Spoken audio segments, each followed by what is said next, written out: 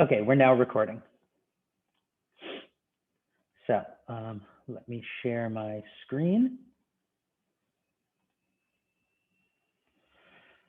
Okay.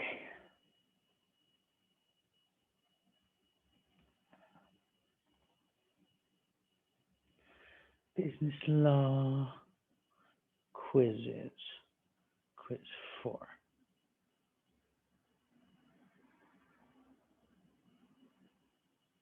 This quiz is what I'm talking about. There are 10 questions.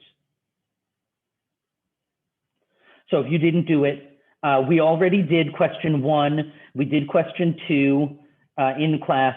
We did 3. We're doing this now. But, just very briefly to go through this, what does the defense of necessity mean in torts? Have you give an example? Necessity, Nicola, what's necessity? Necessity, let me open my paper. Anybody? Necessity, Can anybody tell me what is necessity? One of the 4 defenses in torts. It protects a person who may cause a tort by trying to prevent a wider accident from. Okay. So yeah. So for example, if a person hits me while I am running, to prevent elderly people crossing streets by hit a car, so I cannot sue, the person cannot sue me for negligence because I try to save a life. That's a fine example. Number 2 is an example of consent. And the only thing I would say is if the music is so loud that it's crazy, then you could still sue the club. Of course, what they'll say is you consented. You knew you were living above a nightclub. And it's true, you did. But you expect the music to be loud, but you don't expect it to be crazy. Indirect damages, we talked about something that is intangible: pain, suffering, future losses, loss of consortium. In the law, the fiction that things can speak for themselves will do today. That's res ipsa loquitur. Next, I'm a retired doctor. So what we're talking about here is someone an employee? So let's review that for a second. What makes someone an employee? Crystal, help us out with this. Let's start with the definition. An employee is 3 things. What's an employee? First, you have to receive compensation. Okay, so you need to get paid, right? You need to get compensation. You need to get paid in some way. If you don't get paid, if you're not paid, then you're a volunteer, right? Mm-hmm. So the first thing is you need to get paid to be an employee. What's the second thing? You have to perform some tasks assigned by your employer. Okay, so you need to do service or perform tasks. If you don't do anything,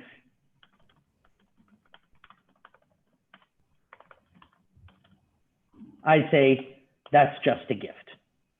If I give you money and you're not doing anything, I'm just giving you a gift. You need to do something. And what's the third thing you need? Your employer can control what you do and how you do it. Good. What you do and how you do it. And that's the idea of control. So we need these 3 things to be an employee. And then we also learned all of those tests, right? So the tests we learned.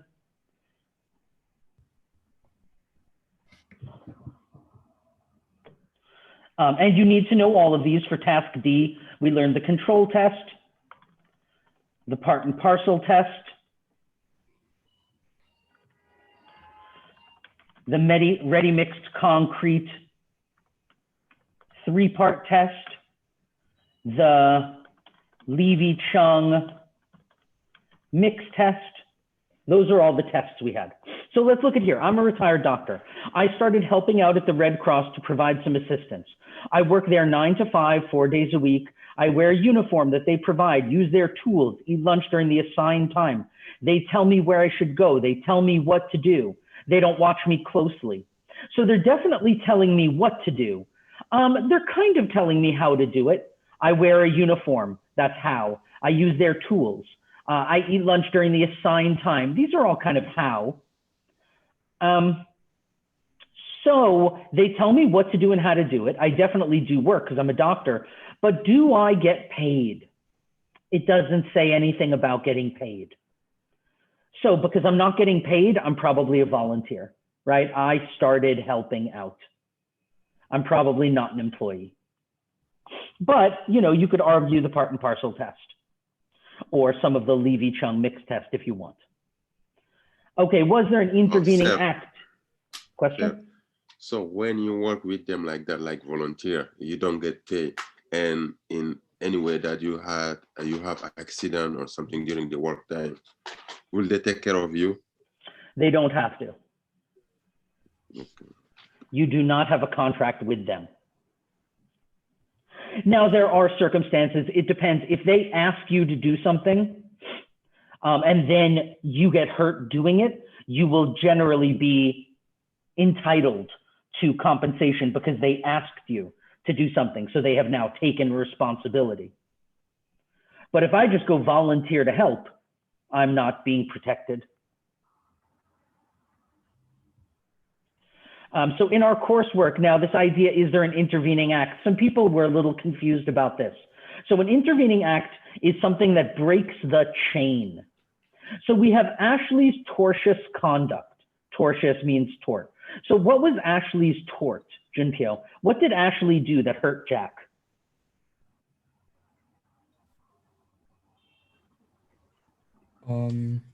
She's the cook.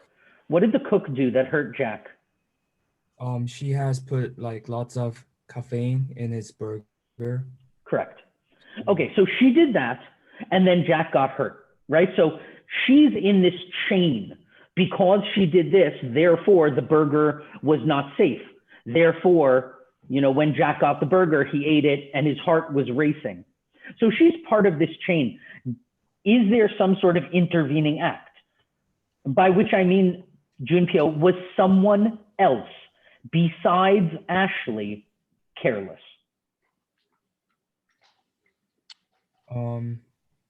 Maybe the boss, because he was not taking care of Ashley.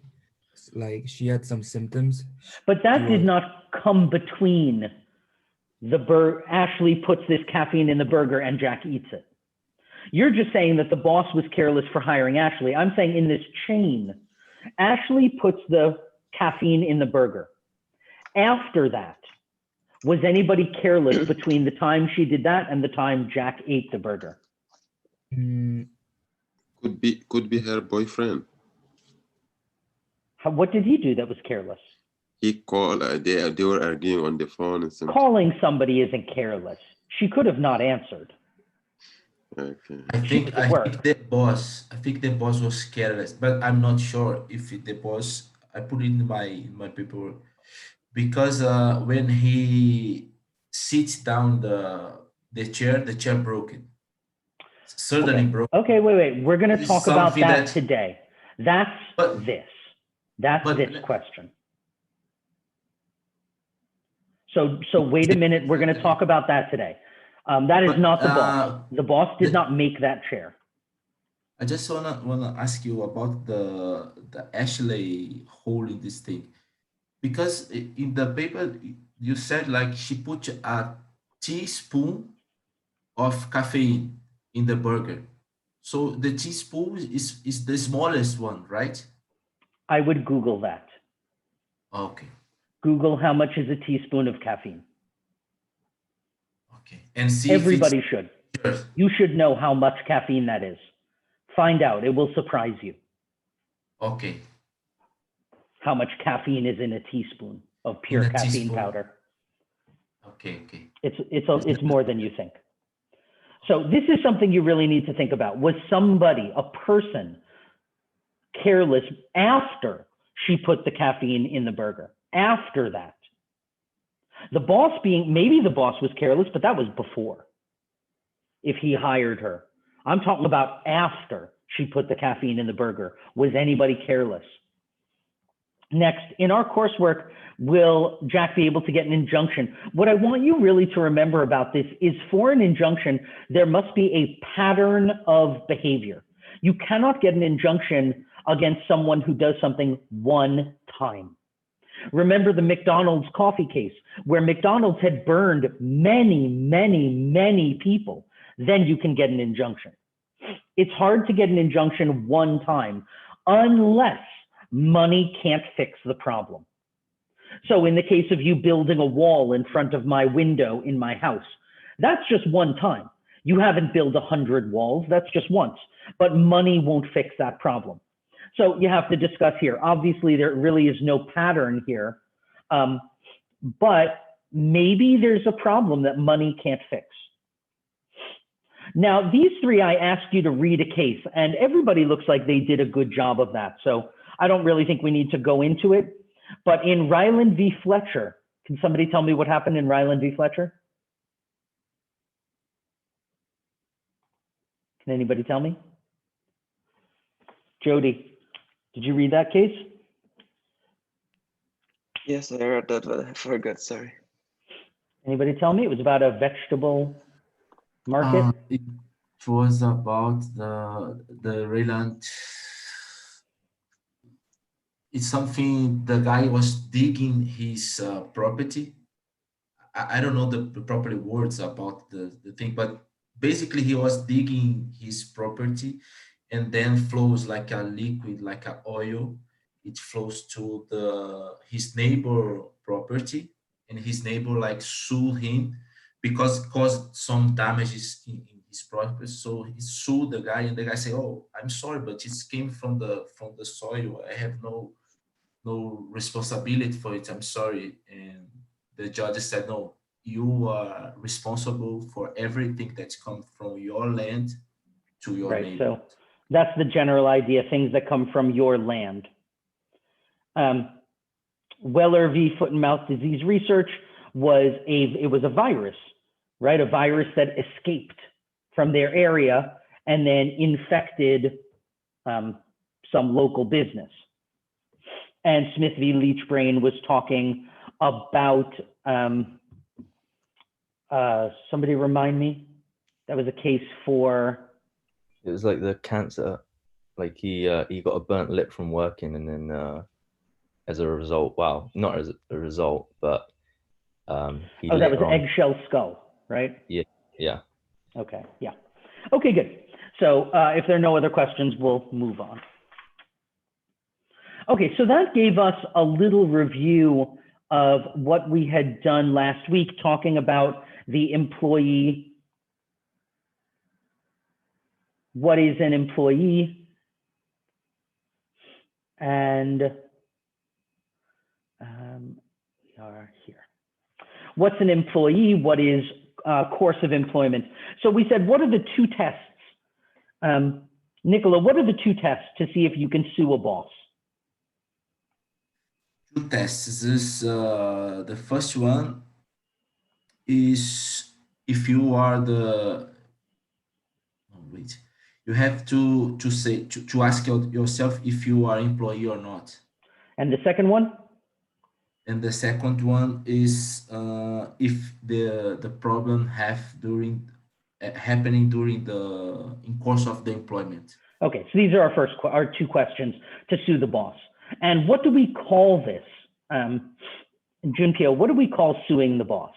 What kind of case is this to sue the boss?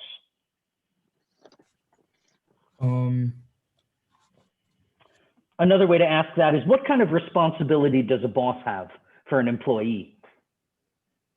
He has to like take care Two of words. the 2 words. Sorry? 2 words. Words.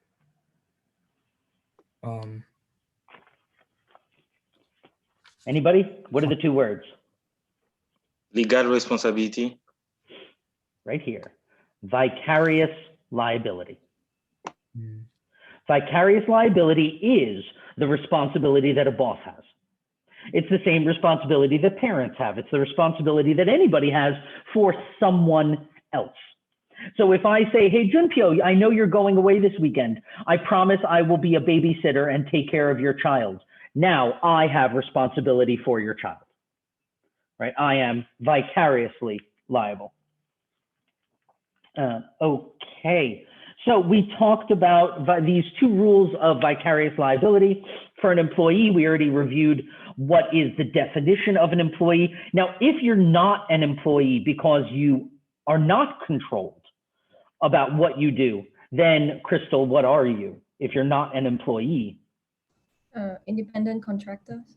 Good. So then you're an independent contractor. And remember these two terms. An employee has a contract of service. An independent contractor has a contract for services. Okay, so if you're an independent contractor, you're still working for compensation, you're still doing services, you're still told what to do, just like me telling someone to fix my toilet, but you're no longer controlled in how you do it. And that's the big deal. And then we talked about these big tests. We started with the control test, the part and parcel test, and then the ready mixed concrete 3-part test, which comes from the definition of an employee. Did you work for money? Are you controlled? And then do you have a contract of employment? But because that contract isn't super clear, the Levy-Chung court expanded that to say, do you use your own equipment? Rodrigo, who uses their own equipment? Employees or independent contractors? Independent contractors? Correct. Good.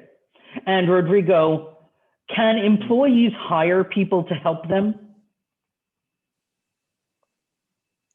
No. Good. And do employees have financial risk in a business? No. Good. And do employees have an opportunity to profit in a business? It's a weird way to say that. That's actually, it's a pretty bad way to say that, but that's what the court said. The answer is no, but what they mean is, if the business makes more money, do employees automatically get more? If Apple makes more money and you're working at Apple, do you automatically get more money? Not really.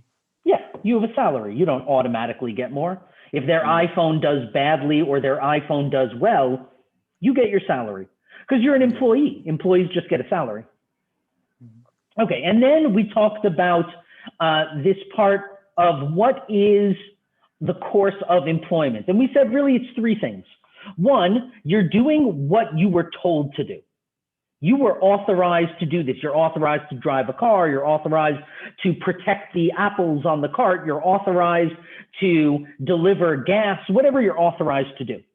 Number 2, you're doing something carelessly. So you're driving carelessly. You're delivering something carelessly. You're making food carelessly. You're doing something carelessly. Number 3, this idea of trying to help your boss. If you're trying to help the company, that's course of employment. And if you're not, then you're on a frolic, if you're not in the course of employment. And that's where we pretty much stopped last week. We looked at a few examples. This one about a person who is delivering or selling apples outside, actually with sugar, selling sugar outside. A kid tried to steal the sugar and they pulled the wagon. It hurt the kid. And the court said, yes, the reason that this employee pulled the wagon was to protect the product. And that is part of their job. They did that to help the employer. Then we talked about this case where someone was delivering gas and they did it carelessly. That is the course of employment. They were authorized to deliver gas, but they did it carelessly. We talked about K, where someone was authorized to drive small vans and cars. Now, he moved a large truck. He was not authorized to do that, but why did he do it? He did it to help the business, right? To make a space in the warehouse. And therefore, again, the boss is responsible in KVITW because he was doing it, the employee was doing this to help the boss. And then finally, we looked at Hilton, where someone was driving to go get lunch on their own to a restaurant they liked. And the court said that is an example of a frolic of his own. He was not going to this restaurant to help the business. He was not authorized to go to this special restaurant. He just went there because it's his favorite restaurant. And that is his own choice. That's a frolic. A couple more cases. This is where we stopped last time. And what I said last time is if your boss says you cannot You absolutely cannot do something. Then if you do it, the boss isn't responsible. So let's say that, Rodrigo, you deliver pizza in my restaurant.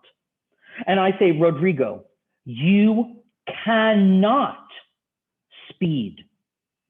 You must drive the limit. Now, if you speed, am I responsible for that? Well, we saw this before, where in these cases,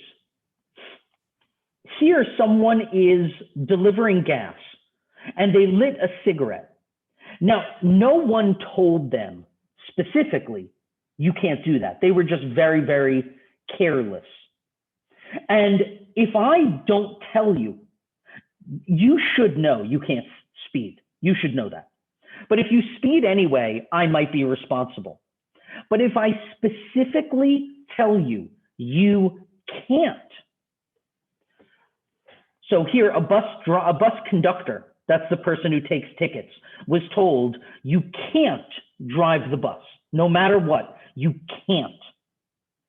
So the bus was causing an obstruction. It was parked very badly and cars couldn't go past. And the conductor decided to drive the bus. He caused an accident. Was the employer responsible for this? Jody? Yeah. Was the employer responsible? Florian?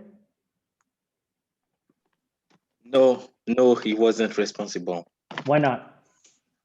Because even though the driver did it for the company benefits, the owner of the company, the boss, told him to do not. And that's the key, right? An employer who absolutely prohibits. Jody, what does the word prohibit mean? Like to restrict. Okay, to restrict, to say you cannot do it. That's prohibit. So an employer who absolutely says you cannot do something, if you do it, is the employer responsible? Not anymore. Correct. So once the employer says you absolutely can't do it, then the employer is not responsible anymore. Okay, another case from 1862, the bus company, London General Omnibus, they said you absolutely cannot race. You cannot drive fast.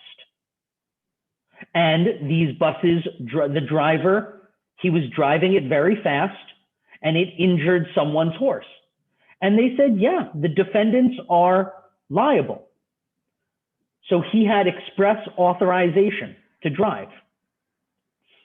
If they told him, so in this case, the driver obstructed the bus, but they were ordered not to race or obstruct buses. He obstructed a bus, therefore this defendant is responsible, but the company is not.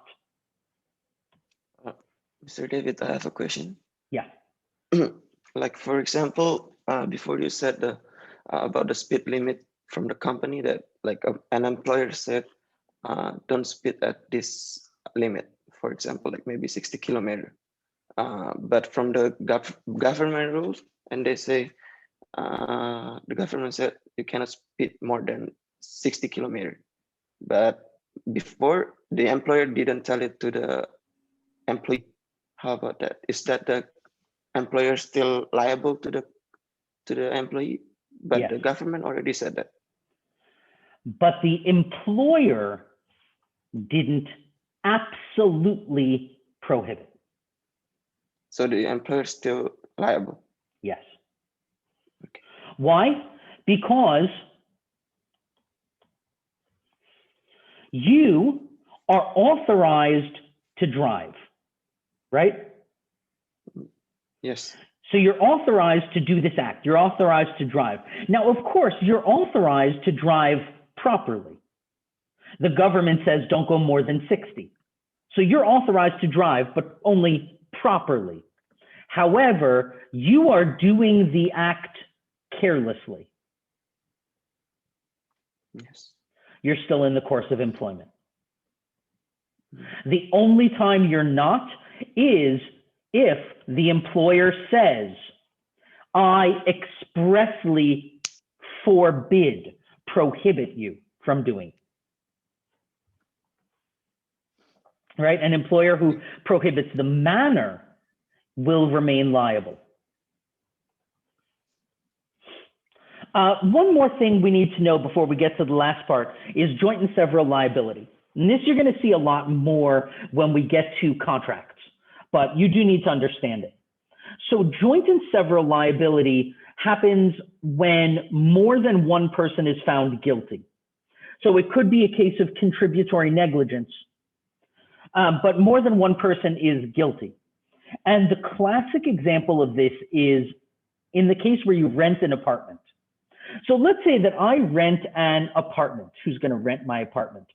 Junpyo, Florian, Nicola, and Harry. You four rent an apartment from me. Okay, it's a 4-bedroom apartment. The rent is 10,000 RMB a month. So Harry, 10,000 RMB a month, 4 people rented. How much rent does each person pay? 2,500. Sure. So you each pay 2,500. Now, Harry, one day you come home and suddenly Nicola, Florian, and Junpyo are all gone.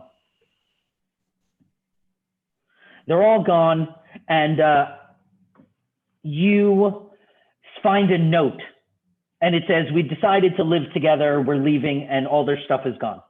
Now, the rent is due tomorrow. Harry, since you're living now alone in this apartment, can you tell me that you will only pay 2,500? Will I, I'm the landlord, will I accept that? No. How much money do I want? You want the full rent. It doesn't matter how many people's living in the house. You rent Correct. the house. How much are you responsible for, Harry? I guess all of it. Correct.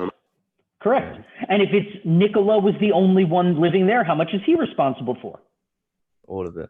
And so is Florian, and so is Junpyo. Now, all of you are responsible for that 10,000 RMB. Of course, as the landlord, the maximum I can get is 10.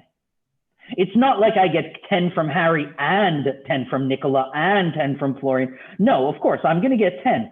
I don't care how you split it.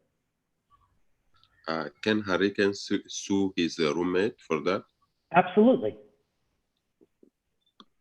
But each defendant, Junpyo and Florian and Nicola and Harry, is responsible for the full damages. I don't care if Florian doesn't have the money. Then Harry, Nicola, and Junpyo pay. I don't care if Nicola and Junpyo don't have the money. Then Harry and Florian pay. Each defendant is responsible for 10,000. And you guys will figure it out, or the court will tell you. But I get paid. That is called joint and several liability. And we're going to see that again come up in all kinds of law, where I'm suing a group of people. Because it happens a lot of times that you sue a group of people. Well, we'll see that a little more in contracts. We'll see it more in employment law. In torts, often you're hurt by one person. But let's say that, well, this kind of gets us to our next subject. One more case, and then we'll get to our next subject. I go into a store to buy a new school bag. While I'm in the store, I bump into a table, a lamp falls off the table and hits my foot. Will I win this case, Junpyo? Yeah, probably. Why? Who was careless here? Because the store has placed a lamp where it can fall. Okay, you could argue that. But in fact, if it's just a normal table with a lamp on it, then probably just because an accident happens doesn't mean there's negligence. You could get hurt 100 times a day. Just because there's an accident doesn't mean that someone was careless. So you could argue that maybe the lamp was on the table, but you know, if it's your fault that you bumped into a table, that's your fault. But I was just talking about this idea of suing a group of people. Let's say I'm walking down the street and a rock hits me in the back of the head really, really hard. And I turn around and I see Junpyo, Florian, Nicola, and Harry. Now, I don't know which one of you threw that rock. So in the law, how could I sue you? Because if I sue Harry, he'll say, I didn't do it. Nicola, Florian, and Junpyo, one of them did it. Nicola will say, I didn't do it. Florian will say, I didn't do it. Now, the problem is I don't know who did it. And generally, we need a plaintiff and we need a defendant. How do I sue nobody? So I want to sue all four of you. And this is called res ipsa loquitur. Res ipsa loquitur in Latin means the thing speaks for itself. And this is a very nice legal fiction. So in the law, we have fictions. We have things that are not true, but we will say they are true. Right? So there are things in the law that are not actually true. And here's one of our first examples of a legal fiction. Things, anything like a cup or a pen or a phone, things in the law can speak.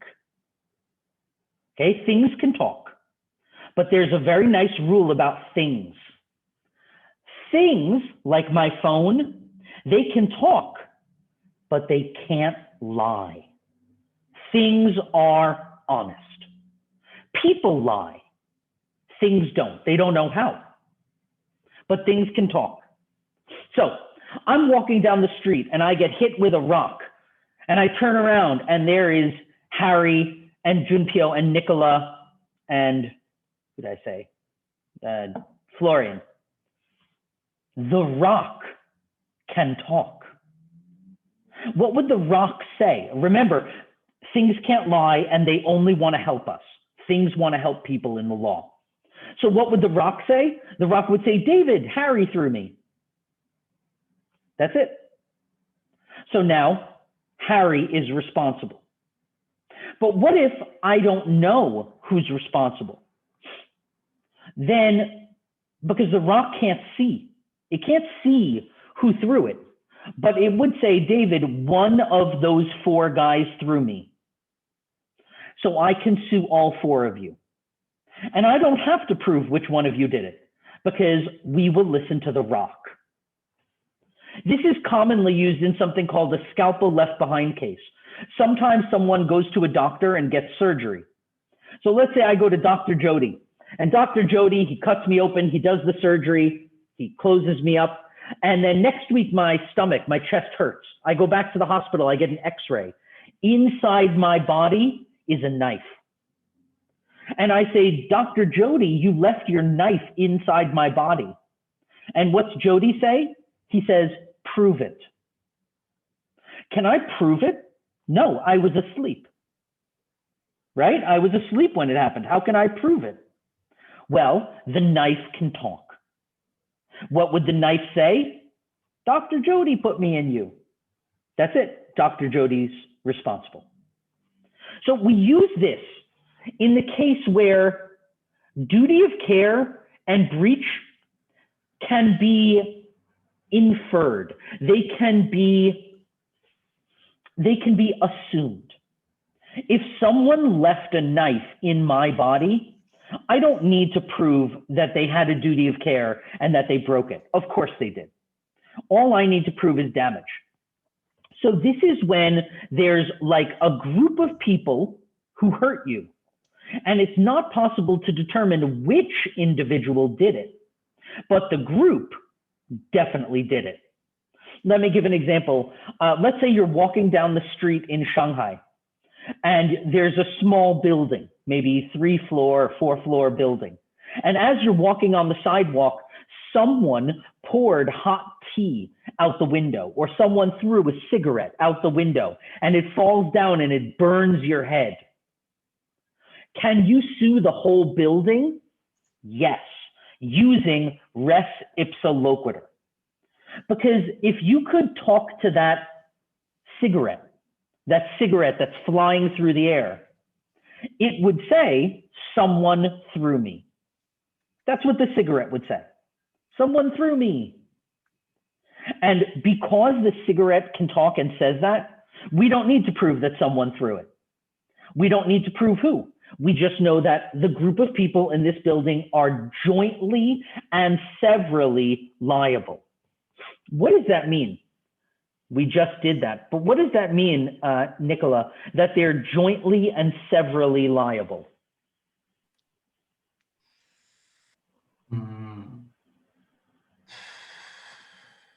I don't know. Crystal? Yeah. I don't know. That's Florian? I can't hear you. You cannot really prove that someone did that, but by logically they can find is like the comment on dit? The causability correlation. Well, wait. What does jointly and severally liable mean? Everybody in that building is jointly and severally liable automatically. Yeah. Because we are all witness of what happened. So we are And all. you're not getting it. We just learned this. This is Jointly and severally liable. Is this the example of the rental thing? Like Yes. Harry, me, and Chumpio and Yes. Gloria live in the same apartment. Okay. So if So this they are cigarette all is together, thrown, they are in if the this- same building, yeah, but we don't know. I assume that the cigarette caused me the damage, so I don't know who exactly did it. But so I who's know responsible? kind of everybody Correct. in the. Okay. Each defendant in the building is responsible for the full damages. So Crystal, you live on the second floor. Now you didn't do it. You need to prove that. And if you can't prove it, you got to pay. Jordan, you live on the third floor and you didn't do it, but you got to prove that. But I don't have to prove it. What if I don't smoke? Good. Now you've proved it. Now you're not responsible. You prove that you don't smoke? Great. You prove that you weren't there that day? Great. You prove that your windows don't open? Great. Whatever. But if you can't prove it, you're responsible, because I am not responsible. And that cigarette said to the whole court and the judge, someone threw me out of this building. That's what the cigarette said. And things don't lie. They can't. They don't know how. Sir, I have a So question. someone threw the cigarette at me and I got burned. Someone is responsible. Was there a question? Sir, I have a question. Yeah. So why don't you just sue the whole city, not the building? Sue 'Cause, what? Like you can sue the city you were like walking in. Good question. Good question. The group is too big. Oh, That's why if you get hit by a cigarette being thrown off of a highway, you cannot sue every driver in the city. If you could do that, your court case would take years. For every driver in the city to prove they didn't do it, it would take so long that the law would stop working. Because everybody would sue everybody for everything, and we'd just all be proving that we didn't do it all the time. So it has to be a reasonably sized group. That's why I said a small building. If this was a 40-story building, you couldn't sue everybody. It's just a waste of the law's time to have 500 people prove they didn't do it. Mr. David. Yeah. Is like CCTV is included to thing? I'm sorry? CCTV is included to thing? They call it a thing. I'm sorry, I didn't You get what I understand. mean? Say that again. Before you said like the thing can speak by themselves. Yes. Okay. Is CCTV is also a thing? Is what also a thing? I'm sorry. CCTV. CCTV. CCTV. The camera. The camera. Is the camera a thing? No, because you're not talking about, I mean, the camera is a thing, but you're talking about the video that the camera produced. Yes. That's an audio, that's a video image. If the camera falls down and hits you in the head, that's a thing. It can talk. But the camera is not the video. You don't need a video to talk. Now, for this kind of case, res ipsa loquitur, we don't usually use it for a group of people because it's not that common that you get hurt by a group of people. But what is very common is that you get hurt by an object. Let's say that I take my pen and I open my pen to use it, and inside my pen, for some reason, it was very, very sharp like a razor. And I open my pen and it cuts my finger. Now this pen can talk. What would this pen say? Right? What would it say? Any thoughts? That the razor hurts you. Yes, that's true. It would say, I'm sorry, because things are nice. It would say, I'm sorry that I cut you. Yes. And it would say, David, I'm broken. I was made badly. The person who made me was careless. If they were careful, I would never cut you. I'm a pen. I want to help you write. The reason I cut you is someone was careless. Now, this pen is a Uniball. Do I need to prove that the Uniball company had a duty of care and they broke their duty of care to me? No. Yes. No. No. Is it not like Donahue? The pen proves that. The pen said to me, David, the company that made me was careless. Because if they were careful, I would never cut you. Because I love you, David. I'm your pen. So do I have to prove the company was careless? No, the pen proved it. Now the burden of proof has reversed. Do I have to prove the company was careless? Nope. They have to prove they weren't careless. Can the company prove that they must make 1 million pens. Can they prove that they were careful on this pen? Can they realistically prove that? No. So I'm going to win. So this is how we use res ipsa loquitur. If you're ever injured by an object, now all countries have this kind of law. So in America, it looks like this. In Hong Kong, it looks like this. But we have it in every country. And there are 3 requirements for this. Number 1, let's keep talking about my pen. I want to sue the Uniball company. Before I opened the box and took the pen out, who had control over this? Who touched it and had the opportunity to make it before I opened the box? The company, the Uniball company. They had control over this. Number 2, if they were very, very careful with this pen, would it cut me? No. This accident would not normally happen without carelessness. And number 3, do I know the name of the Uniball employee who made this particular pen? No. No, it's unknown. Those are the 3 requirements. The company controlled this thing. If they were careful, I would not be hurt. And I don't know who did it. As long as you can prove those 3, you win automatically. So this is a very useful kind of tort case. So let's say that I go to a store and I want to buy a can of Coca-Cola.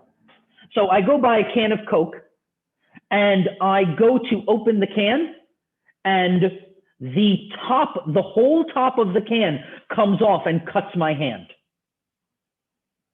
Who had control over this can of Coke? Who made it?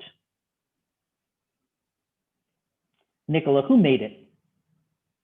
Coca-Cola The company. Coca-Cola company. They made the can of Coke. Did any other company have the opportunity to take the can apart or put the can back together? No. They ship the can and they ship it to all these stores, and the stores take them and they put them in the freezer and they close it. That's it. You know, they're not doing anything to the can. They're just taking it and putting it on the shelf in the freezer. That's it. So the only person who really had control over this was the Coca-Cola company. Should cans break open like that and cut you? No. No, unless something is careless, that shouldn't happen. And do I know the name of the person who made this can of Coke? Definitely not. And therefore I win. The Coca-Cola company has to prove that it was me who somehow broke the, I mean, they're never going to be able to prove that. They're not even going to try. They're just going to pay me. So this is used anytime you're injured by an object, what we call product liability. I'm walking through Tesco and I'm doing some food shopping. I'm buying some cheese and I slip on yogurt that's on the floor. I fall and of course I get hurt and I sue Tesco. Tesco says they clean the floor 5 times a day and they couldn't be on notice every minute of the day if something spills. They say, listen, we'll clean your clothes. That's it. But I say, no, this hurt. It hurt my arm. Ooh, let's make it big. What do you think? Tell me, Crystal, what do you think? Can I sue Tesco for this? I think you can, because like they're still responsible for the cleanliness of the floor, I think. Well, tell me in res ipsa loquitur. Again, there are 3 rules, right? Number 1, who had control over the yogurt? Tesco, they are controlling the land or floor. Okay, so they control the yogurt, right? I'm not saying something was wrong with the actual, you know, the actual container of yogurt. I'm not saying there's anything wrong with the container. Tesco had control over the yogurt. Would yogurt be on the floor if everything was totally careful? No, must be someone spill it out. Must be someone spilled it. Do I know who spilled it? No. I win. That's it. I just have to prove those 3 because the yogurt can talk. What would the yogurt say? Right? Someone spilled me. That's what the yogurt would say. I'm sorry, someone spilled me. And therefore, I don't have to prove that someone spilled the yogurt. The yogurt said it, and we all heard the yogurt talk. So the person wins in the trial court. Obviously, they didn't get a lot of money in this case. And the court said, listen, we don't know exactly what happened. But the yogurt spoke for itself. The yogurt can talk as to who's to blame. Tesco's to blame. That's what the yogurt said. We listened to yogurt. This is also called the pink yogurt case. It's a very famous case. David, just because it was like my top, but when I read this, so this case went to the 2nd level of the trial, and the damage was just 137.50 pounds. Only this small amount. It's not like a waste of time of the justice bureaucracy, you know. I mean, yes and no. If the Walmart give the guy, like the Tesco give like a 200, it's nothing for the supermarket. Sure, but sometimes you find a lawyer who will take a case because they think it'll make a good name for them. They think it's an important point. Sometimes you find a case goes up because they know that if I win, Tesco needs to pay for my lawyer. Okay. So I don't care how much it costs because I want to make a point. I'm not taking your $200. You're responsible and you should say it. Sometimes the person. Sorry, stop it, you. Because like I see some cases like even the judge say, hey, you must settle because this is like wasting of time. Sometimes. but sometimes it's actually an important point of law. And this case was an important point of law to discuss the idea of res ipsa loquitur. Okay. Sure. So the reasoning, right, is res ipsa loquitur. And this is what's called the duty of the shopkeeper. You have to use reasonable care to make sure that the shop floor is reasonably safe. And that's it. I go to stay at a nice 4-star hotel and I go for a swim and to relax in the jacuzzi. I get out of the pool and I walk over to the jacuzzi and I slip on some water on the ground, so I sue the hotel. The hotel says they just mopped that just 5 minutes ago and there was no water there, and anyway, it's water next to a pool. What do you think, Jody? Is this res ipsa loquitur? What's the first rule of res ipsa loquitur? Wait, forgot it. Oh yeah, the defendant for the hotel. So the hotel.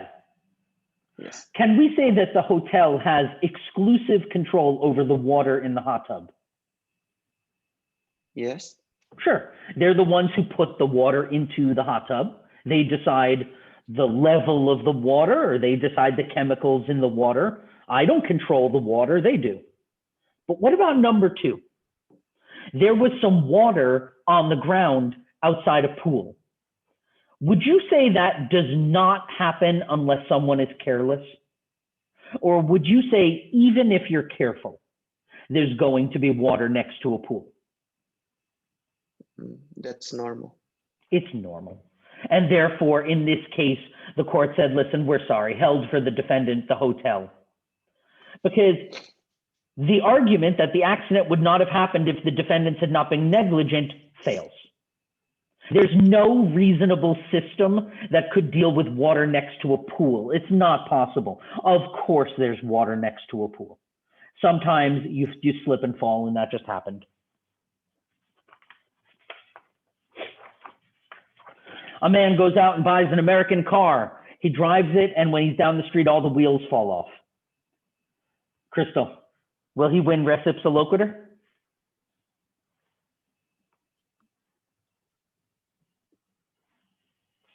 What are the rules?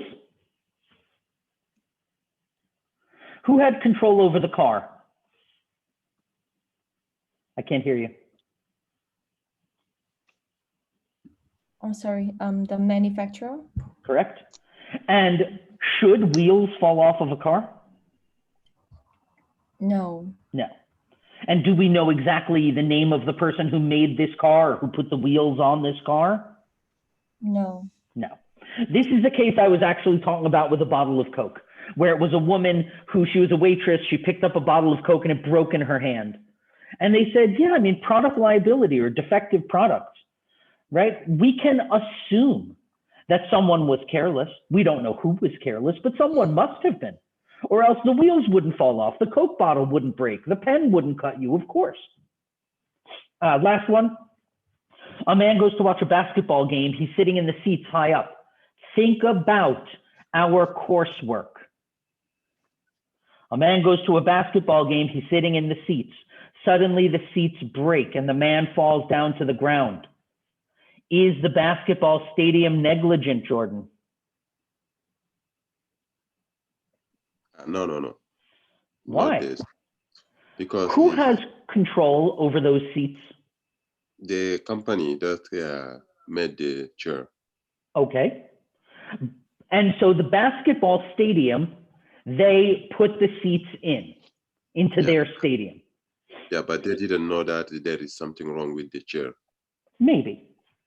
Would a chair break if the company that makes it is careful? No. No. So this is the kind of accident that would not happen without negligence. And do we know who made the chair? No. No. So someone is responsible for this. Now, what they said here, the trial court found for the plaintiff and the Supreme Court affirmed. They said the high school was responsible because they said once the chair was put in, now the high school had exclusive control and management, and they should have checked. Now, I think, Jordan, that your logic is fine. And I think you could say that maybe the chair manufacturer should have been responsible. But once they put it in the high school, then the high school had the responsibility to make sure it was safe, is what the court is saying. So in your coursework, I'll kind of accept either argument. Okay. Sir, yes. Yes.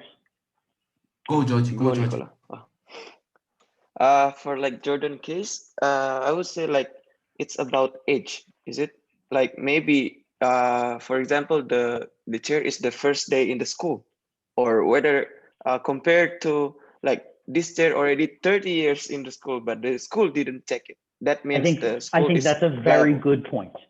I would agree with you. Yeah. If they just brought it in today, then the school, of course, shouldn't be responsible. If it's been there for 30 years, then the chair manufacturer shouldn't be responsible. I agree.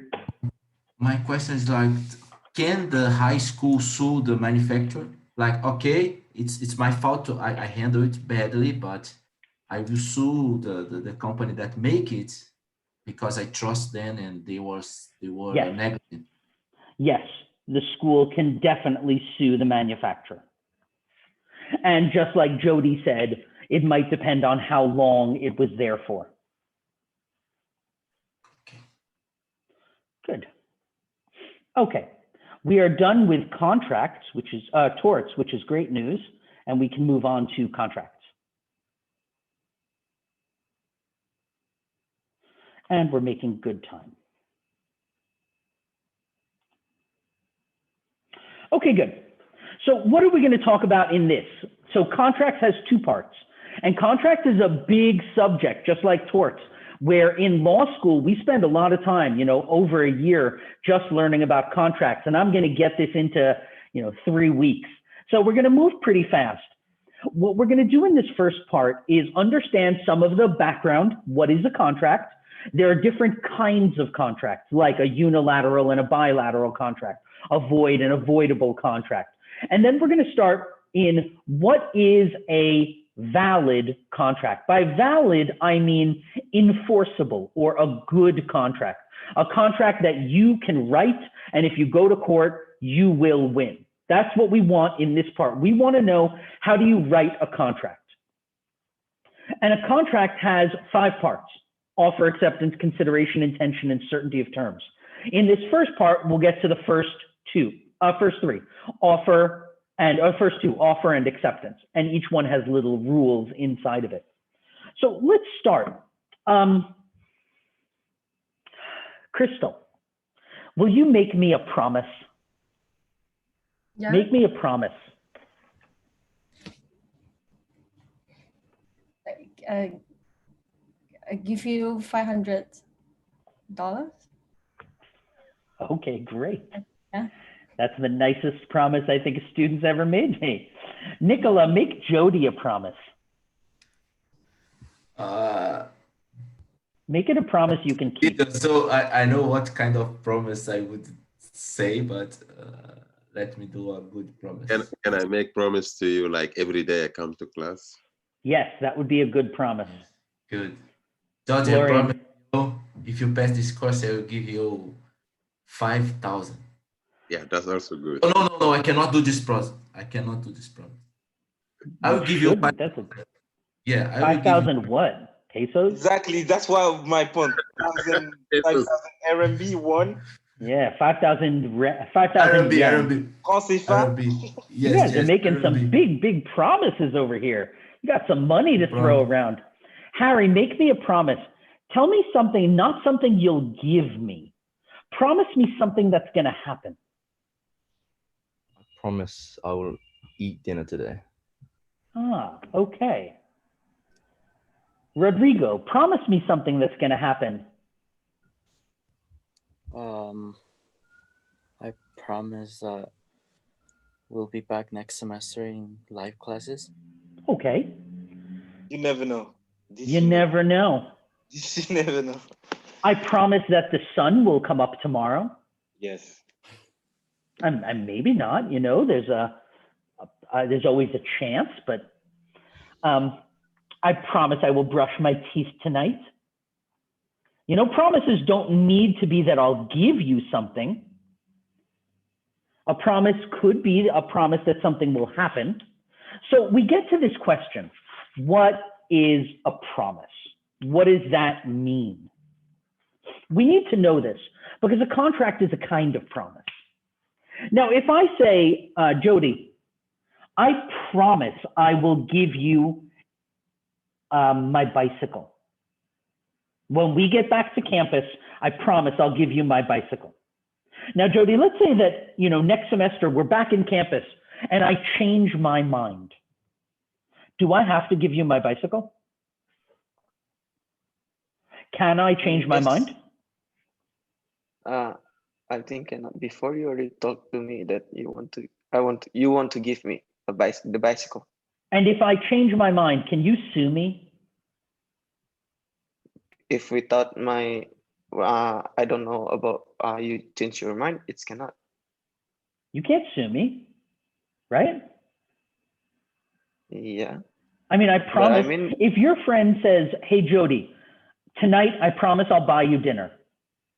Can your friend call you and say, I'm so sorry, man, I just can't do it tonight?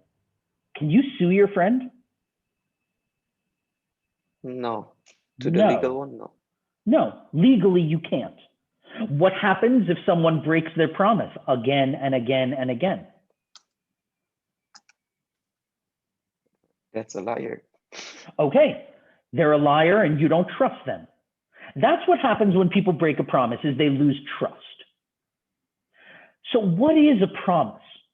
A promise, and you don't have to know these, this is the English definition. It's a declaration, it's a commitment that something will or will not be done or given, that one will or will not do something, agreeing to do or not to do something. And here's a key idea, in the future.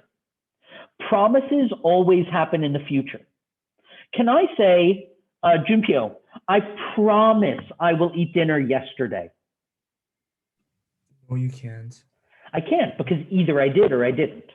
But there's nothing I can do about that now. Promises have to be in the future. So the legal definition of a promise, the one I want you to know, is a promise is that something shall happen or shall not happen in the future. I promise the sun will come up tomorrow. I promise I'll go to class tomorrow. I promise I'll give you $100. I promise I'll give you a bicycle. I promise I won't sue you.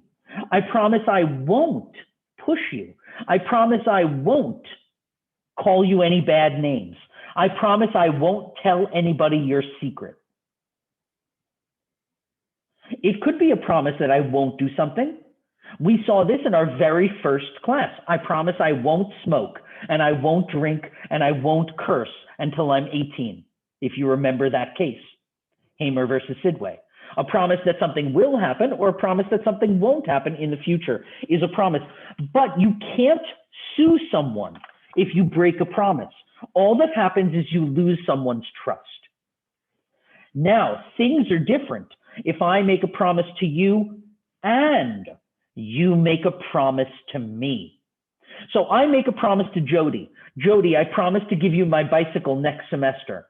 And Jody says, David, I promise to give you 500 RMB. Now, everything's different. Now, we have a contract. So a contract is a set of promises. I make a promise to you and you make a promise to me. Now we have two promises. And because we have two promises, if you break it or I break it, the law will give us a remedy. And now, because I made a promise to you and you made a promise to me, I have a duty to give my bicycle to Jody, and Jody has a duty to give me 500 RMB for the bicycle. Everything changes when you make promises to each other. Promises are not free. Promises cost something. So promises have a price. The price of my promise to Jody was 500 RMB. If I say, Nicola, I promise I'll give you a job next semester. And Nicola says, okay, I promise that I will go to class every day and get at least a 3.5 average in your class. Now, I have made a promise to Nicola. And if I break the promise, he can get a remedy from me. He can sue me. And I have a duty to give him this job if he keeps his promise. He also has a promise that he made to me. And if he breaks his promise, I could sue him. Now, am I going to sue him? No. I just get a remedy, which means I don't need to give you the job. So once you make promises to each other, right, then everything changes. The French way to say this. In France, they would say a contract is a mutual assent. What we call in English a meeting of the minds. My mind meets your mind. And the two people agree to do or not to do a thing to a person in the future. Same idea. In China, they have more of like a kind of a wordy way to say it. They say it's an agreement with civil rights and obligations between subjects of equal footing, that is, between natural persons, legal persons. It's not a very pretty way to say it, but it's the same idea. It's an agreement establishing, modifying, or terminating rights and obligations. So I establish a right or an obligation to you. Let's look at a quick example before we go on. There's a neighborhood dog named Lassie. Two men, John and Andrew, both think that the dog belongs to them. They're fighting about who owns the dog in court. During this time, Mary, a neighbor, takes care of the dog, and she just does it because she likes dogs. And both John and Andrew know she's doing this, and they didn't ask her to.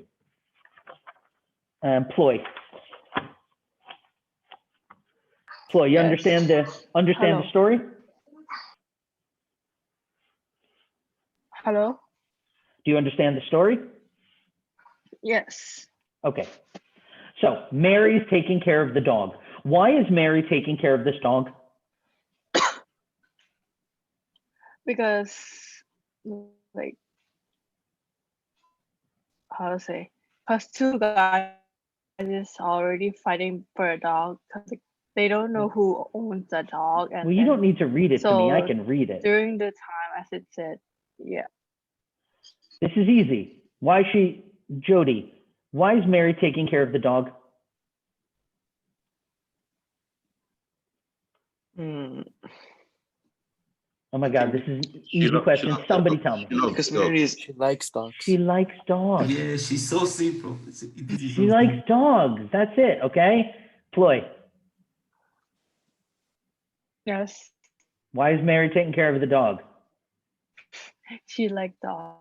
That's it, okay? That's the only reason. Now, Mary uses her own money. She buys dog food. She takes the dog to the doctor. She likes dogs. Now, one day that the court decides that the dog belongs to John. And so Mary says, okay, John, the dog is yours. I spent 500 RMB. Can I have the money back? What do you think, Ploy? Does John have to give this money to Mary? The money for the dog food, the money for the dog toys, the money for the doctor, all this stuff? I think like it's not all like John is not required to give Mary the money because she just like dogs, take care of it, and like 'cause she just like it. But then like if John has like I'll say if John think it's good to give Mary the money because like it's like a little bit of like compensation that she takes care of the dog during this time as like a gift or anything, it's okay. But then he is not obliged to give the money. Did John, now you're right, you're correct. Did John promise her money? No. No, he didn't promise her money. Now, what if John said, hey, Mary, if you take care of my dog, I will pay you back. Now, If it's would that he have case, to pay her? he has to. Yeah, he has to. Because, you know, he's saying to her, I will make you a promise. In return, I want you to do these things. And then Mary did those things. So in that case, they would have a contract. But her motivation was she didn't do this because of money. She just did it because she likes dogs. Now, this is a very famous case, and it was not about a dog, it was about a horse. So the plaintiff took care of a horse, and it's very expensive to take care of a horse. The plaintiff just did it without payment, and the court said, listen, nobody made a promise to you. You acted voluntarily. You chose to take care of this horse. You could not expect to be paid back. You don't just get paid because it's the right thing to do. The court is not in charge of making people do the right thing. The job of the court is to enforce the contract. If you make promises to each other, the court will get involved. But if you're doing the right thing, then the court won't get involved. Let's look at another example. At the age of 40, yes, question? Sorry for interruption. Before, I think I remember what you said, like a promise without without a return paper in the paper. You cannot say promises like, you cannot don't need sue to be promises don't It's- need to it- be on paper. Okay, so just verbal promises is okay, can be sued. Sure, spoken promises are fine. Okay. There are some kinds of contracts need to be on paper. Some kinds. For example, a contract for a house. In America, a contract for a house usually needs to be on paper. We'll talk about later in the class what contracts need to be on paper, but in general, contracts do not need to be on paper. So here's a case. At the age of 40, I get married, and I'm very happy with my wife for 2 weeks, and then I die.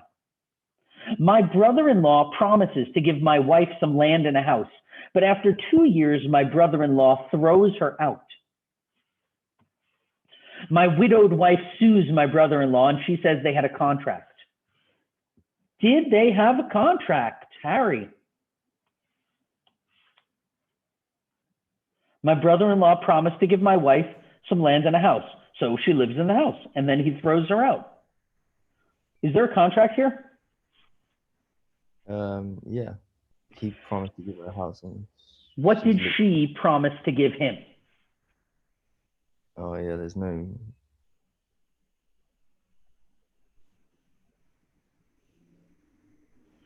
Did she promise to give him anything? No, there's nothing in return. There's nothing in return. This is a famous case in 1845, and the court said, listen, we're very sorry. This is sad, but it's just a promise. There's no benefit to the defendant. The defendant let her live in this house for 2 years, but the defendant got no benefit. So that's the first thing we need to understand about a contract, is that contracts need to have promises on both sides. If you don't have that, then it's just a simple promise, and a simple promise, you cannot sue someone to keep that. The court cannot make people keep their promises. Now, I gave an example before of taking care of this dog or taking care of a horse. Now, what if I said to you, Crystal, I have a cat, okay? And I want you to take care of the cat and feed him while I am in America.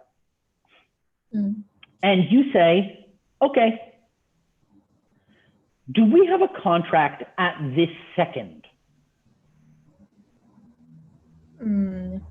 What did I promise to give you?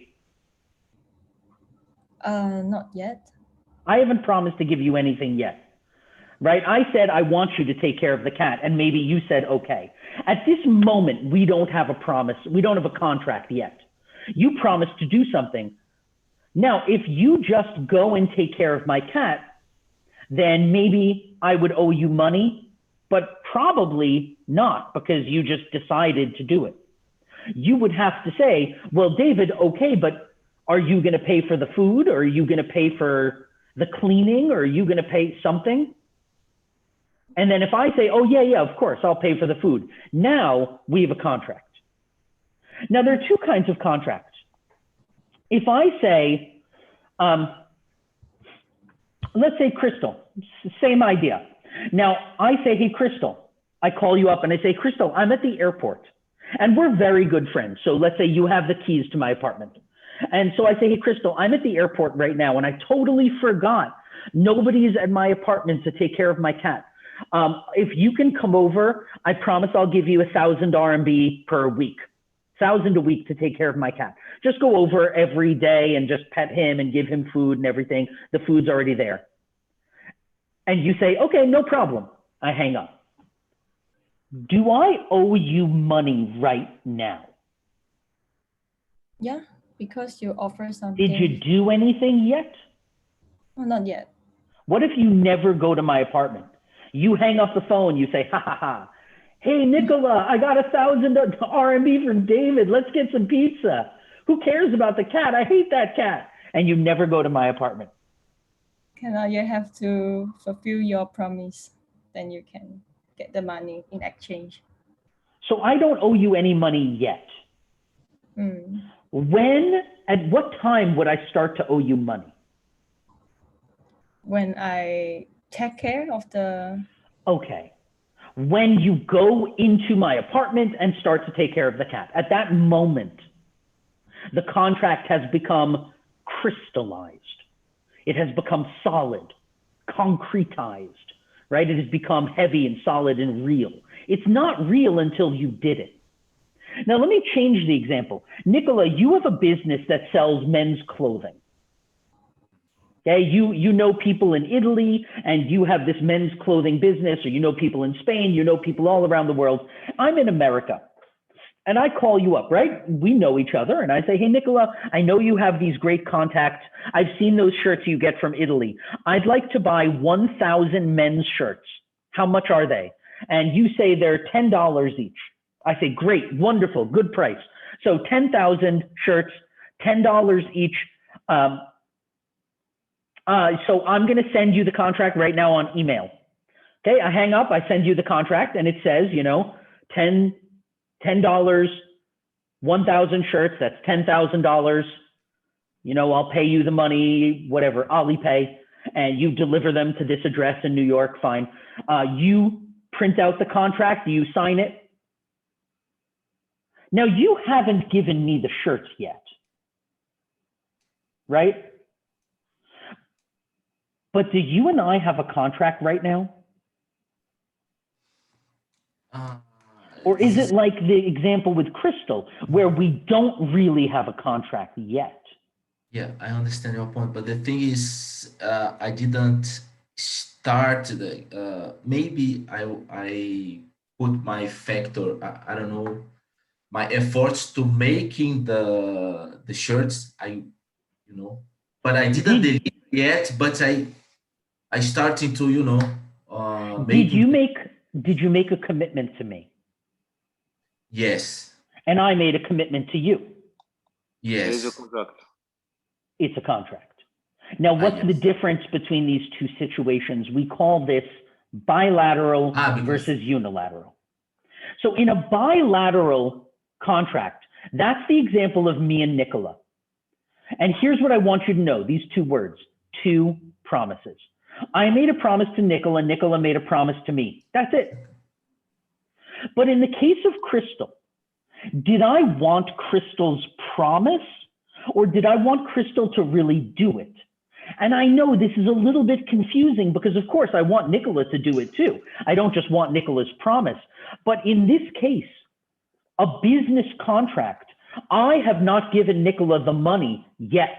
Nicola has not given me the shirts yet. But we still have a contract because I made him a promise, he made me a promise. But with Crystal, and here are the words I want you to know, 4 words, 1 promise, 1 performance. That's called a unilateral contract, and there is no contract until Crystal does this performance. If I say I'm going to make a contract with Harry to paint my house for 10,000 RMB, or paint my apartment for 10,000 RMB. Now, if Harry doesn't do it, I don't need to pay him the money. When do Harry, if I make a contract with you to paint my apartment for 10,000 RMB, at what moment does this contract become a real crystallized contract? When I begin painting the Correct. house. Correct. As soon as you put the paint on the wall, at that second, you have started to do what I asked you to do. We have a contract. So a unilateral contract is about asking somebody to do an activity. Where with Nicola, I'm not asking him to do an activity. I'm asking him to sell a product. And selling a product is not the same as doing an activity. Painting a wall, playing violin, petting my cat, those are activities. Those are not selling things. So when we talk about selling things, as soon as you make a promise to someone, you have immediate, the moment I make a promise to Nicola and Nicola makes a promise to me, we have immediate responsibilities. A contract is immediately formed. Now, what if Nicola, you and I make this contract today? You sign it, we have a contract, and now tomorrow you call me and you say, oh my God, David, I am so sorry. I forgot, I told Crystal I would sell her those shirts. Can I sue you, Nicola? You can't sue me. I can. Because we had a contract and now you want to break the contract. Can you break the contract? Sure. You can always break a contract, but there's a penalty. Every contract in the world can be broken. There is no contract that cannot be broken. But there's a price for you breaking that contract, which is you're going to have to either pay me. Now, we'll learn this later in this course, but I could sue you either for the $10,000 that I was going to give you, or I gave you. I could sue you for damages. What if I already made a contract with Jordan to sell him some shirts, and I made a contract with Jody to sell him some shirts? I expected to get all kinds of profit, right? But I'm not going to get that profit now. So I'm going to sue you for those profits. I can do that. Sir, I have one question about this. Yes. Last year, I think, yeah, beginning of the year or last year, I don't remember exactly when the NBA came to China. I had a contract with Nike to protect them something. They pay me because they usually always they pay me before the event, and then they pay me the whole money. And after the day of the event was canceled. So, but they didn't ask me to give them back the money. Is it normal for me to keep it or not normal? Well, it depends why the event was canceled. It's because of the Chinese government. Sorry? Because of the Chinese government canceled the NBA event. They have an event before the game. Yes, then it's normal for you to keep the money because that's a force majeure. It's something outside of their control. We will learn this a little probably next class or in 2 classes, but just a second, Florian. This would be called what's the word?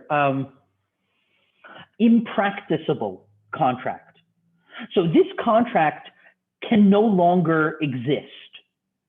It's not possible now because the Chinese government said you can't do it. Like if I made a contract for, let's say I made a contract for Rodrigo to come to China and I have a club and Rodrigo is going to come and play music at my club. And now China makes a law that says no one named Rodrigo can enter China. Well, okay, now the contract can't exist. Do I still need to pay Rodrigo? Probably, because it's not his fault that he can't come to China, but he might have turned down other opportunities to be ready to come to China, just like you might have turned down other opportunities. So it's not Nike's fault that the contract couldn't exist, but when they made a contract, they took that risk. Just like when I invited Rodrigo to China, I took that risk knowing the Chinese government might make my contract impracticable. Florian, you had a question?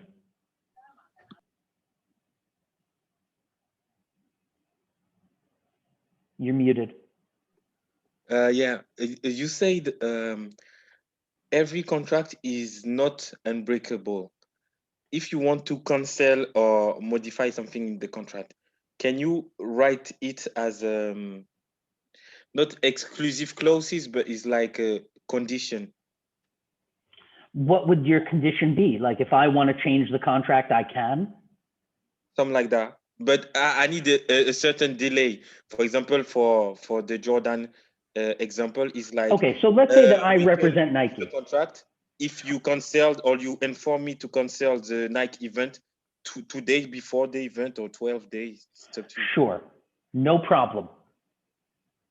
If they made a contract with Jordan that said, at any time, we can give you 2 days notice and we can cancel and we don't have to pay you anything. And Jordan said, I agree. And he signed his name, sure. Okay.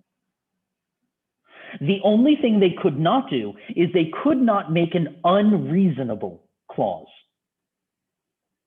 So let's say, for example, they made a contract with Jordan and it said, Jordan, we'll pay you. And if you leave your security duties to go to the bathroom even once, then we don't have to pay you anything. That would be totally unreasonable. And even if Jordan signed it, it wouldn't matter because he'd still get the money. You can't make a totally unreasonable clause. That's called an unconscionable clause. Let's look at it.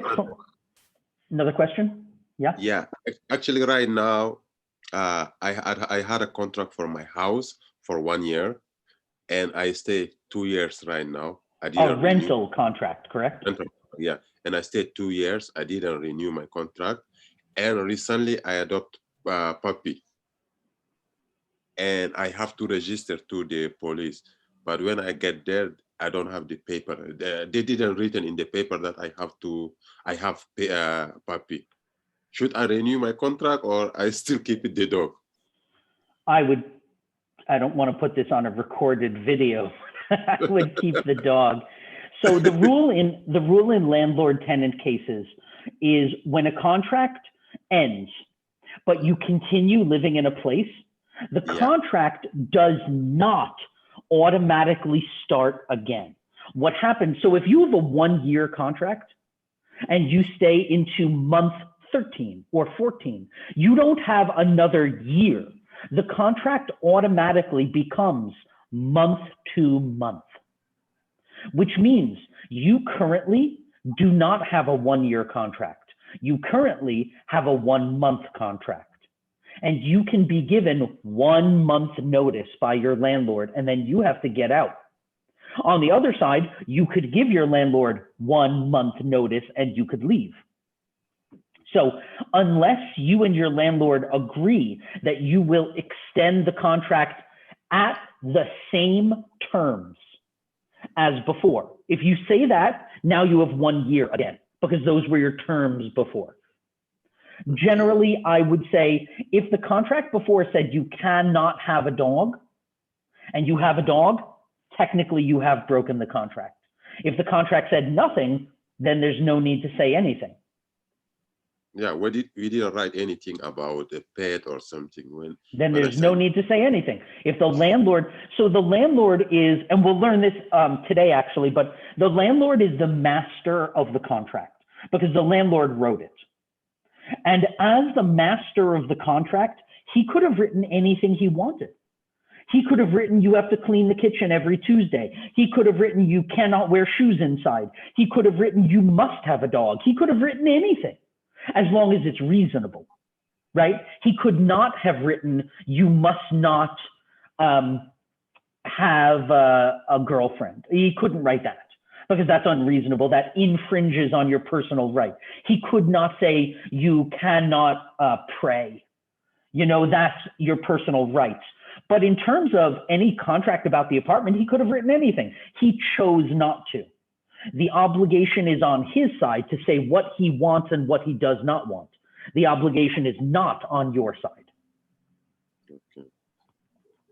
But if you like the apartment and you want to stay there, it might be a good idea to send him an email saying, hey, something like, I'm glad, hey, I wanted to let you know that everything's good in the apartment and I'm glad that we have the same terms as the last contract.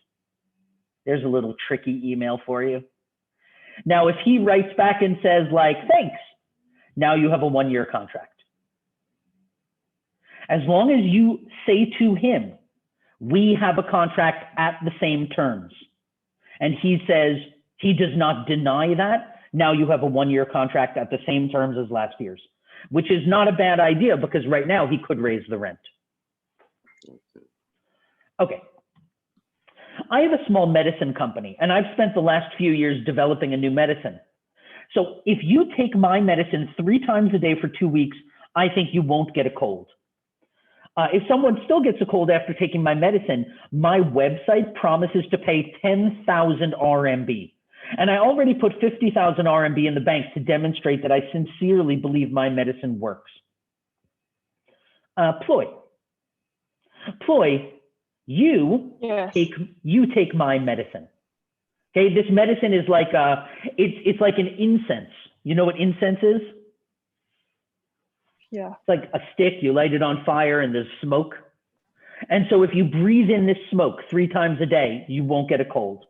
So, okay, you go out and you buy it and you breathe in the smoke 3 times a day and you get a cold. So you sue me for 10,000 RMB and I say, listen, Ploy, come on, it was an advertising thing. It just said that on my website. I didn't make you a contract. I don't even know who you are. I just like said this on a website. Ploy, do you and I have a contract? Personally, no, but then for this case, they have we have a contract for you're advertising this and you promise that it will work and it's going to be public contract, I guess. So is this you contract, is it bilateral or unilateral? I would say unilateral. So unilateral. What's my promise? That we'll get no cold if we put the incense on. And if you get a cold, what did I promise? Nothing. Well, I mean, I have a website that says, if you get a cold, my website promises to pay 10,000 RMB. Yeah. Yeah, so I mean, I promised you something. Now, do I want you to promise me that you will use my medicine, or do I want you to actually use my medicine?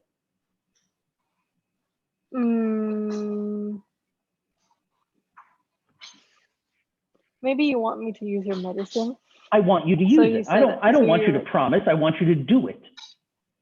Yeah. When does our contract really begin? It really began on when I started using your medicine. Correct. Right? The contract doesn't begin when you go to the store and buy it. The contract begins when you use the medicine. And at that moment, we had a contract. And this is a very, very famous case from 1893, where the court said, yes, there is a contract. This is a classic unilateral contract, right? This is what the advertisement looked like in the newspaper. They said it was a smoke ball. So it was a ball like they sometimes have in church, like a metal ball with incense inside that smoked, and you should hold it and breathe in the smoke. And they said, we will give you 100 pounds reward. This was the 1800s. And they said, this is an amazing smoke ball. Look, it will cure a cold in your head, a cold in your chest, asthma. Breathing in smoke will cure asthma, which is a pretty crazy thing.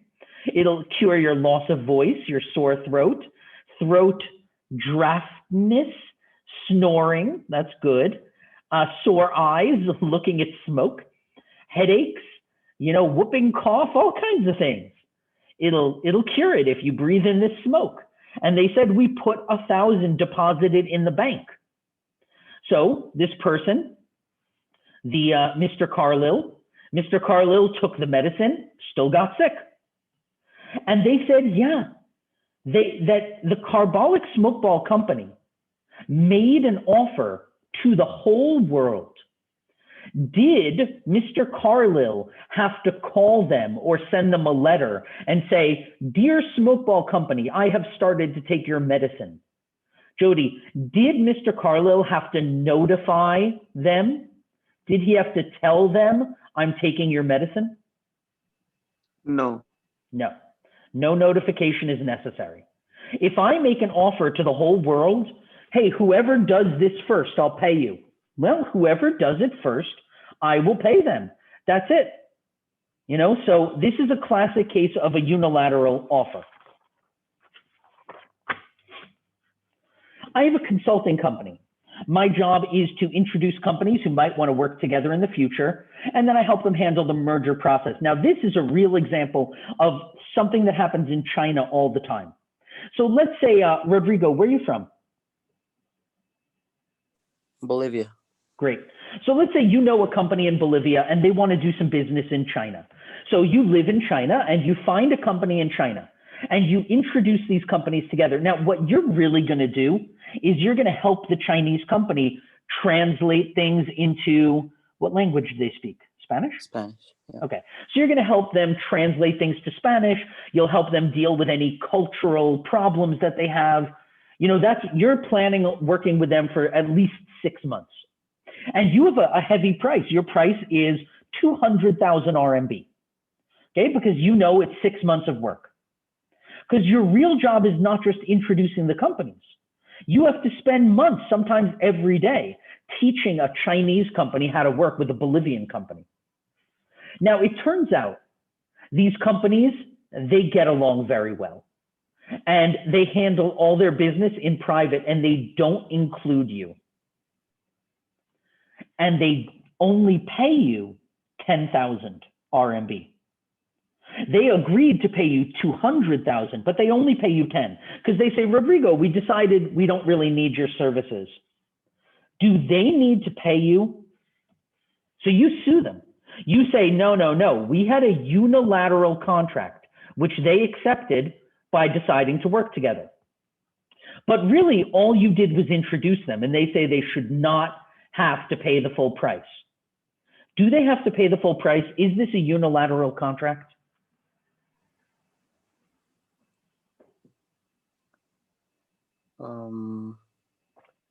What did you promise them? That I would do all this work of translating.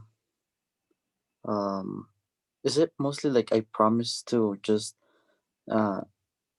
meet like the Bolivian company, meet the Chinese company? Well, you promised that you will be available for 6 months to do whatever they need, pretty much.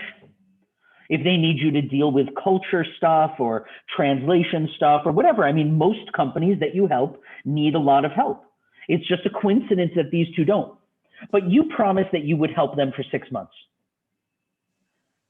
At what point did this contract become solid and crystal? Oh, when I introduced them. When you introduced them and they decided, yes, okay, we're going to work together. At that moment, they accepted your contract. Would you have been willing to do this 6 months of work? Yeah. Yeah, you were willing to do it, right? Yes. Therefore, you can collect your fee. There was acceptance by performance. If they want you, you're available for these 6 months. So this is a pretty important case in China, standing for the idea that if you introduce companies or you want to do consulting, if they agree to your price, it can't be changed after that. Now, I will say, because it is Chinese law, we do need to understand that there's always an amount of flexibility you must have when doing law in China. Chinese companies look at contracts very differently. So in this class, we don't spend a lot of time talking about Chinese contract law. Mostly what we're learning is basic business law, basic common law. But, you know, throughout contracts, in torts, I really didn't talk about Chinese law very much because torts is the same in China. However, for contracts, there are some things we need to understand that are different in Chinese law. And one of the biggest is the idea of what a contract is or means. So in the West, and in most or all common law countries, but even in most civil law countries in the West, a contract is considered to be sort of written in stone. It can't be changed. If I make a contract with Florian that I agree Florian sells fashion consulting. Okay, so I work with a modeling agency. So I have all these models in China. And Florian, you have a fashion agency where you deal with clothes and lighting and setting things up. And so I make a deal with you. And so we sign a contract. And it says we're gonna work together for 1 year, and you'll work whatever 5 shows a month, and we have all the details, and I'm gonna pay you 30,000 RMB a month or whatever. You sign it, I sign it. This thing is solid. I can't just change it. I can't just call you and say, hey, Florian, I decided to pay you less. No. And you can't call me and say, oh, David, hey, I decided I'm too busy. I got to work less. Yeah, no. This thing is written in stone. Can you break it? Sure, but I'll sue you. Can I break it? Sure, but you'll sue me. Can we change it? Sure, but we must agree. I have to call you and say, listen, man, I know we said 5 shows a month. Can we change it to 4? And you would say, yes, but what about the price? I would say, well, I mean, we said 30. How about 28? You say, okay, now we're going to write up another piece of paper that says, here's the change, called an addendum. That's how we do contracts in the West. Contracts are inviolate. Contracts are written in stone, not in China. In China, a contract is seen more like a photograph of how you feel and I feel today. You might change how you feel tomorrow. And sometimes Chinese companies get very upset because they will call you and say, hey, I want to change that contract we signed yesterday. And a Western company might say, whoa, we signed the contract. You can't change anything. And the Chinese company would say, well, then we're not going to do business. And you would say, what? Well, then I'm going to sue you. And they'd say, oh, go ahead. And that happens a lot in business, in international business in China. That, I mean, look at how quickly that contract went to, I'm going to sue you. Literally, the Chinese company says, we want to change something. The Western company says, you can't. The Chinese company says, well, then we're not going to do the contract. And the Western company says, then we'll sue you. And the Chinese company says, go ahead, sue us. So like we're talking about 5 minutes of communication, a contract can completely fall apart in China. And it happens all the time because the Chinese don't really look at contracts the same way. Yes, Florian. When it's business, where they will sue the company? Which trial? Which court actually? Sorry. Trial court. Or in the, because it's like 2. Okay, so let's say that you have a contract with a Chinese company. Mm-hmm. You are from France, right? Yeah. Okay, so let's say you sue them in a French court. And of course you win. Of course, yeah. Yeah. Do you think you're ever going to get that money from the Chinese company? This is actually my point. Actually, a contract doesn't have a value. A contract have a value only if you have the force to make it applicable. So we would call that enforcement.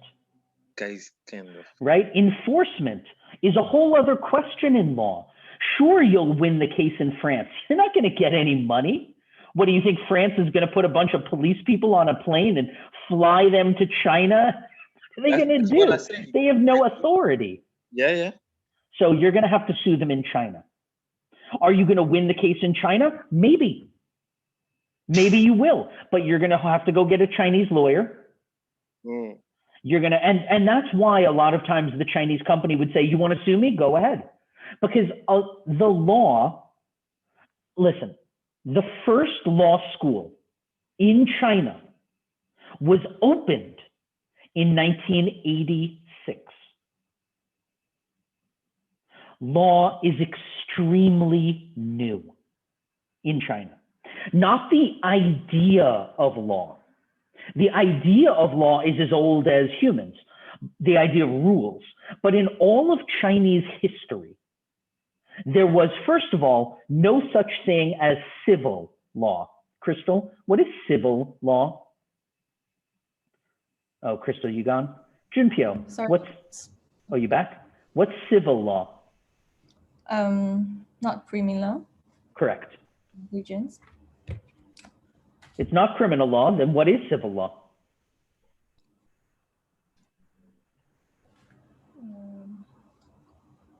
Like negligence and the remedies is different. Negligence is a kind of civil law. Got you. Can anybody tell me what's civil law? It's made by government. Okay, but you're talking about civil and common law. I'm talking about civil and criminal law. Yeah, Florian? All the regulation which actually not control but deal about society. So all the law from the civil control or regulate the society. Well, but there's also criminal law. Are you talking about the codes? I'm talking about civil law, not a civil law country. So remember, at the beginning of this course, I said civil law has two meanings. One is civil law, common law. Common law comes from court cases, civil law comes from the government.